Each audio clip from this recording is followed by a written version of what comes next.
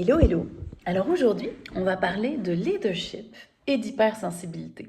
C'est l'avant-dernière vidéo de cette série pour répondre à toutes les questions que j'ai reçues, pour répondre à l'intérêt que ça a vraiment parmi vous. Mais je voulais revenir aujourd'hui sur ce qui finalement, moi, a été probablement un des plus grands déclencheurs dans ma vie. Qui a été ces années, cette dizaine d'années, un peu plus que ça même, où j'étais dans le domaine de la grande entreprise. La grande entreprise, ça veut dire dans une tour à bureau, au cœur de Montréal, avec des gros ascenseurs pleins de monde, avec des centaines, des milliers de personnes qui passent tous les jours, et évidemment toute l'animation et le dynamisme que ça peut représenter.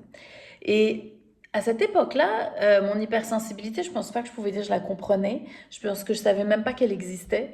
Mais plus je commençais à ce moment-là à me former à différents outils qui me permettaient de mieux ressentir ce qui se passe autour de moi, qui me permettaient de mieux comprendre. J'étais au début de mon développement personnel, c'était il y a plus de 15 ans. Et je savais pas comment gérer toutes ces informations-là. Et c'est ça dont je voudrais qu'on parle aujourd'hui.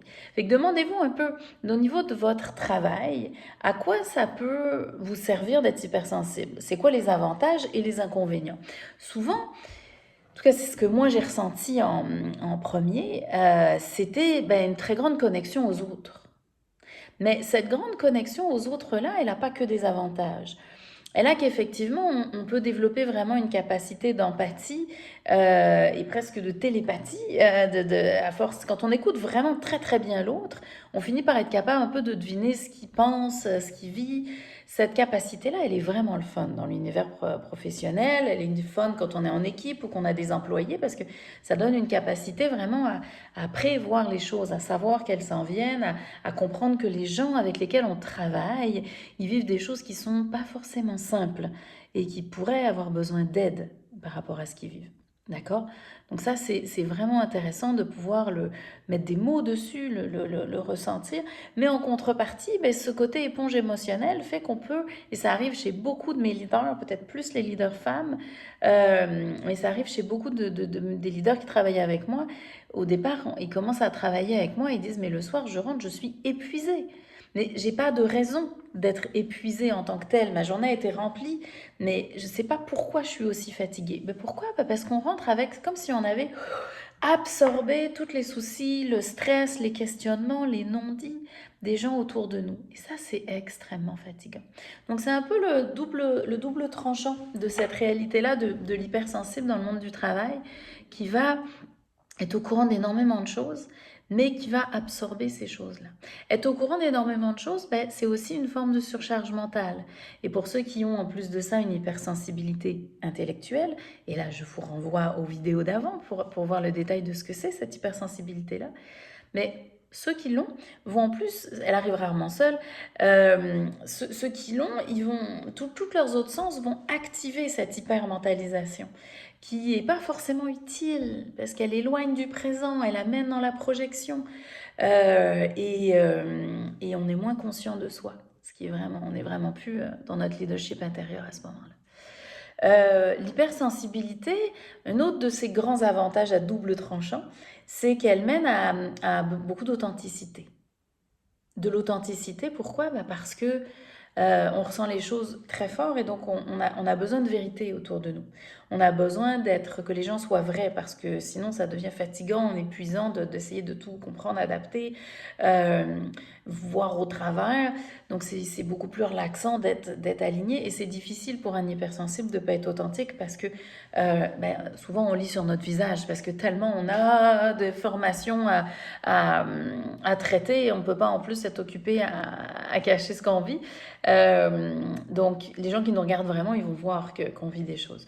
Donc cette authenticité-là, elle est le fun parce que c'est vraiment une sensibilité qui, assumée, va pouvoir créer de la confiance, va pouvoir inspirer de la connexion, nourrir du respect. Mais d'un autre côté, cette authenticité, elle peut faire qu'on se fait des ennemis ou qu'on est moins apprécié auprès de certaines personnes dans la hiérarchie ou dans l'entreprise. Donc ça, c'est une autre chose qui peut être un petit peu un double tranchant. Dans l'univers professionnel, l'hypersensible, il va souvent être pas forcément dans le perfectionnisme, mais en tout cas, c'est souvent quelqu'un qui va aimer porter attention aux détails, à l'esthétique, aux ambiances, pour que il soit bien et que les autres soient bien.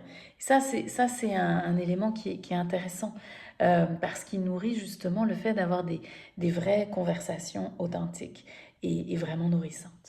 Euh, L'hypersensible a une écoute active extraordinaire quand il est capable d'être vraiment présent et profondément dans l'écoute. Il est capable d'être à 100% là pour l'autre. Et ça, my God, que c'est un beau cadeau quand on gère des équipes, quand on a des employés ou quand on doit l'idée du changement. C'est un très, très, très, très grand outil. Euh, les moins bons côtés, c'est que souvent l'hypersensible va avoir du mal à poser ses limites. Parce que moi je le sais, c'est souvent un dilemme de me dire, est-ce que là c'est moi qui capte trop de choses et en fait il faut juste que je sois plus endurante parce qu'en fait c'est pas ok je devrais pouvoir fonctionner plus longtemps avec mon hypersensibilité sans avoir besoin de me reposer, sans avoir besoin de me remplir d'énergie. Mais du coup ça peut aussi amener une difficulté à poser ses limites, d'accord? À poser ses limites et à reconnaître à quel moment il faut que ça s'arrête, à quel moment il faut qu'on nomme que c'est pas ok.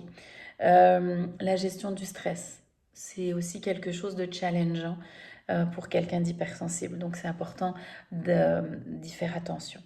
Euh, c'est les grandes lignes de ce qui m'est venu sur les bénéfices et les intérêts de l'hypersensibilité dans le milieu professionnel. Moi, j'ai hâte de vous lire. Qu'est-ce que ça apporte pour toi? Qu'est-ce que, en tant qu'hypersensible, tu vois d'autre qui peut être utile au travail ou difficile? Qu'est-ce qui résonne dans ce que je t'ai partagé? Bref, je te laisse indiquer ça ci-dessous. Et on va se voir pour une dernière vidéo sur les outils.